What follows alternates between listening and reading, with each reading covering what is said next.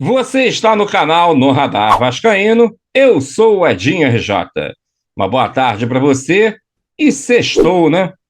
Começando um final de semana daqueles, final de semana de decisão. Domingo, Ituano e Vasco decidem uma vaga para a Série A, já que o tribunal, né, o STJD, resolveu lavar as mãos, adiando o julgamento. Olha, eu vou dizer uma coisa aqui para você. Eu acho que, por maiores que sejam as divergências que a gente tem com determinadas pessoas ligadas à gestão, eu, por exemplo, não tenho nenhum tipo de divergência com essa pessoa que eu vou mencionar, que é o presidente da AG, da Assembleia Geral, o Otto de Carvalho. Ele se posicionou de uma forma muito equilibrada, né? A pessoa pode até não concordar com a opinião dele por ser ele, né? Por ter essa rincha. Agora, o que ele disse não está errado. Se o Vasco tivesse representatividade na CBF, se o Vasco tivesse representatividade, né, junto aos órgãos, esse jogo contra o Itu, ou contra o Ituano, melhor dizendo, não poderia ser realizado. Por quê? Se adiassem os jogos do Vasco com Ituano e Vasco, o Vila Nova com o Sport e o jogo do Bahia. Por quê? São jogos que estão interligados. Enquanto não tiver esse julgamento, não poderia ter bola rolando nessas partidas, porque esse julgamento pode interferir, sim, e de forma direta, claro, na classificação e na eliminação dos clubes. Fica muito tranquilo para o tribunal chegar e julgar a partida do Vasco com o Sport, ou o Sport Vasco, depois do resultado do jogo do Vasco. Se o Vasco ganhar o jogo do Ituano, ou empatar e conseguir a classificação, tanto faz. Aí fica tranquilo, né, para o tribunal chegar. Não, realmente a torcida do Sport errou, fez isso, fez aquilo, vai perder por WO e 3 pontos por Vasco da Gama. Agora, já foi. O tribunal tem que ter competência para julgar isso antes da rodada. Não é necessário, no meu modo de ver, você anular ou adiar a rodada inteira. Até porque a rodada já começou a ser jogada. Agora, esses 3 jogos chaves, eles tinham que ser adiados. A CBF, que fez aí uma pressãozinha em cima do STJD, deveria tomar uma postura. A diretoria do Vasco deveria ir à CBF e exigir que fosse feito o adiamento do jogo enquanto não tivesse esse julgamento. Não importa, vai demorar uns 15 dias, problema deles. Mas não se pode ter jogo antes desse julgamento, independente de qualquer resultado do julgamento. Vai que o julgamento dá, né, não dá em nada. Tudo bem, mas a gente já sabe. A gente já sabe que a rodada está valendo. Agora, você botar em xeque uma partida dessa, imagina que o Ituano vença o Vasco, e aí o Vasco vai no tribunal, né, no julgamento do STJD, e ganha os pontos. Aí o Ituano vai chiar, o Bahia vai chiar. Então, para que se fosse evitado esse tipo de situação, o tribunal tinha que ter o bom senso e tinha que ter a competência de ter julgado isso antes da rodada. Ou então, não se joga. Essa é a minha opinião. Não estou aqui defendendo o tapetão, que o Vasco deveria. Estou querendo que o Vasco suba através do tapetão, não, até porque são situações diferentes. Quem causou a confusão toda foi a torcida do esporte, que não soube ter, como é que a gente pode dizer assim, esportividade para aguentar vamos botar assim, o jogador do Vasco comemorar o gol na frente deles. Ué, e aí? Aí depois que acabar o campeonato é que eles vão julgar. Ah, o Vasco ganhou, então a gente dá os pontos. Ah, o Vasco perdeu, então a gente não dá os pontos. Aí fica muito fácil, né? Então não precisa nem ter julgamento depois disso. Vai julgar o quê? Vai julgar o quê? O que, que vai valer esse julgamento? Nada, né? Nada. Enfim, essa aí é a minha opinião em relação a essa situação de julgamento. Por falar em partida, o jogo domingo, que vai ter transmissão da Rede Globo a partir das 6h30 da tarde, terá a arbitragem com o senhor Wilton Pereira Sampaio, que é o juiz árbitro da FIFA, né? E que vai à Copa do Mundo. É ele que vai apitar esse jogo aí do Vasco. Segundo informações do jornal O Dia, a CBF definiu na tarde desta quinta-feira, ou seja, ontem, a arbitragem responsável pela partida decisiva entre Vasco e Ituano no próximo domingo, dia 6, na última rodada da Série B. O nome escolhido pela entidade foi de Wilton Pereira Sampaio, árbitro que estará na Copa do Mundo no próximo mês. Aliás, não é nem no próximo mês, né? Nesse mês aí, a partir do dia 20. Um dos principais nomes do quadro atual de árbitros da entidade, Wilton Pereira Sampaio, estará ao lado dos auxiliares Bruno Bosquila, do Paraná, e Clerber Lúcio Gil, de Santa Catarina, além do operador de árbitro de vídeo, o Pablo Ramon Gonçalves Pinheiro, do Rio Grande do Norte. Este será o reencontro do Vasco com o árbitro Wilton Pereira Sampaio, que foi o responsável pela arbitragem na vitória cruzmaltina contra o Criciúma por 2-1 em São Januário. Bom, queria que você deixasse aí seu comentário. O que você acha dessa confusão que o STJD criou ao não julgar a partida Sport Vasco, que ficou suspensa pelo Rafael Claus, e o Vasco, que não tomou postura nenhuma em relação a jogar, né? A adiar o jogo, melhor dizendo, contra o Ituano, ou até os 3 jogos aí, que são chaves aí nesse campeonato, e também a escalação do Wilton Pereira Sampaio para a partida de domingo contra o Ituano. Comenta aí que depois a gente debate.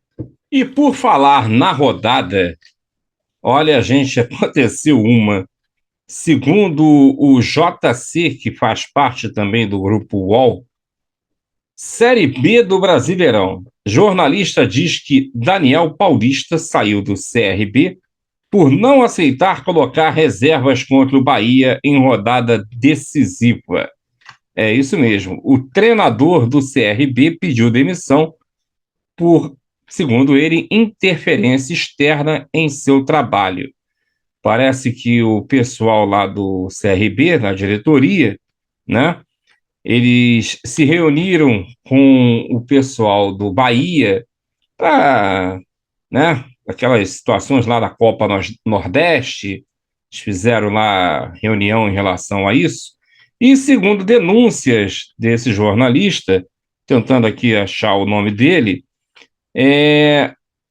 parece que o Bahia e o CRB, as diretorias entraram em acordo, e o pessoal do CRB, quando voltou lá para Alagoas, né, Maceió, resolveram simplesmente chegar para o técnico e conversaram com ele o seguinte: meu filho, agora você vai ter que colocar esses 3 jogadores aqui para a partida.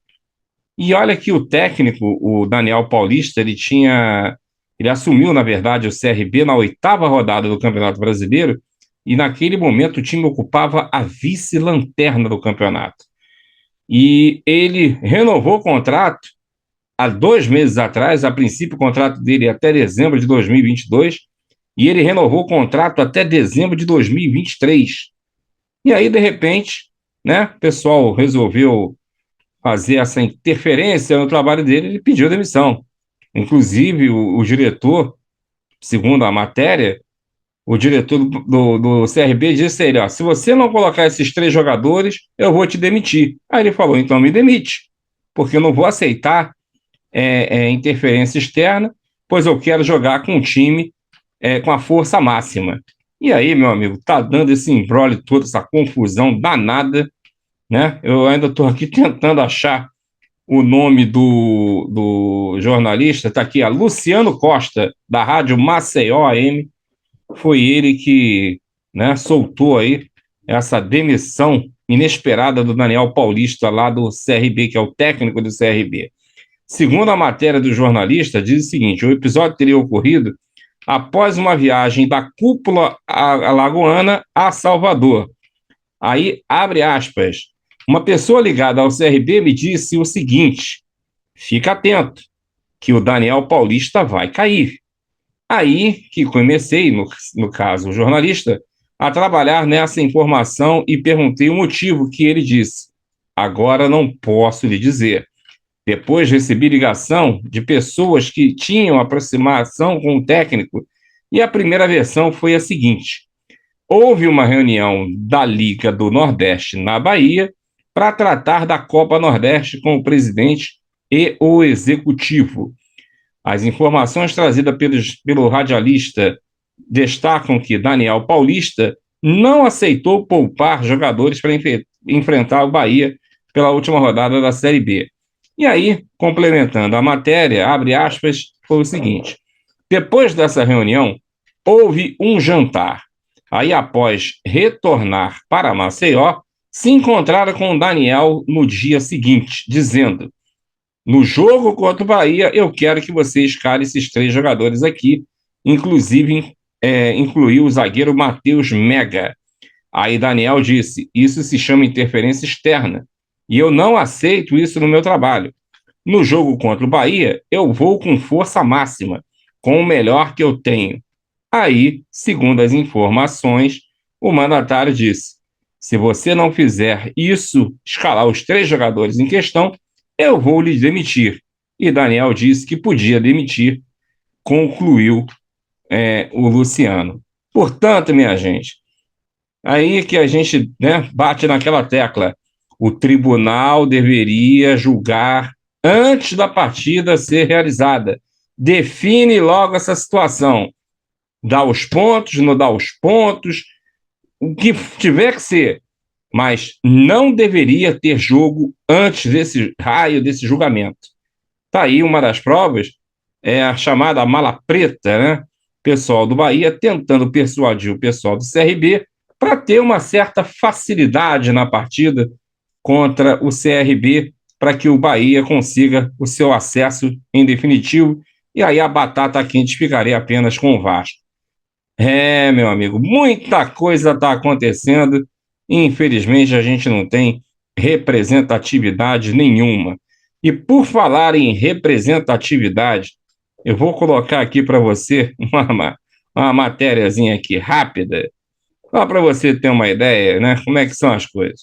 Tá aqui, o senhor Júlio Brandt, em seu Twitter, colocou o seguinte: tanto a SAF quanto a diretoria do clube precisam ficar mais atentos aos bastidores. Tomar uma invertida do poderoso Ituano no STJD. Não adianta vir para o Twitter comentar. Tem que se fazer presente onde o jogo político, jurídico é jogado. Aliás, né, seu Júlio Brandt, isso aí é uma matéria que o senhor conhece bastante, já que por causa da sua chapa houve a judicialização, né, na última eleição, no qual o presidente Luiz Roberto Levinciano ganhou, mas, né, a sua chapa fez o favor de judicializar e aí colocou no poder o seu amigo, o presidente atual do Vasco, Jorge Salgado, que junto com o senhor, né, aprovaram aí a venda do futebol do clube, e aí depois o senhor vem aí com esses posicionamentos no Twitter, inclusive alguns posicionamentos dizendo que ele era contra essa situação do Vasco ter virado SAF. Ora, conta outra, né? Não dá para acreditar mais na sua figura. Eu acho que, politicamente, o senhor já está acabado para o Vasco da Gama em qualquer aspecto. Nem para a vaga de faxineiro no seu prédio, eu acho que você ganha a eleição. E agora, mais uma rapidinha. Segundo o Twitter do jornalista Emerson Rocha, do canal Atenção Vascaínos, o advogado Oswaldo Cestário, que vai defender o esporte do julgamento no STJD, atuou na defesa da Portuguesa em 2013. É aquele mesmo. Curiosidade, o advogado que atua pelo esporte no STJD nos casos sobre o jogo com o Vasco é Oswaldo Sestário. Foi ele quem defendeu a Portuguesa em 2013 no caso Everton. Após ser derrotado, o advogado foi duramente criticado pelo trabalho que fez pelos dirigentes da Lusa. Portanto, vamos ver aí se ele mostra toda a sua competência e aí, de repente, o Vasco consegue os pontos do jogo do esporte, né? Mas isso aí tinha que acontecer, segundo a minha opinião, antes do jogo contra o Ituano, para que o campeonato fosse definido de uma forma sem parcialidade. Ou seja, não é que o Vasco tenha que ganhar em campo ou deixar de empatar em campo, isso aí é do futebol. Agora, se tem esse julgamento que interfere na tabela, isso deveria acontecer, e eu já falei isso no início do vídeo. Para finalizar o vídeo, né, vamos colocar aqui, saiu hoje uma matéria no GE que o Vasco solicita ao governo do Rio de Janeiro permissão para administrar o Maracanã provisoriamente. Continua a mesma ladainha, a história do Maracanã. Eu acho que essa diretoria do Vasco devia se preocupar mais com o time primeiro em subir para a Série A do que ficar se preocupando com o Maracanã. Mas vamos lá. Clube envia ofício e quer assumir a gestão do estádio até a conclusão do processo de licitação.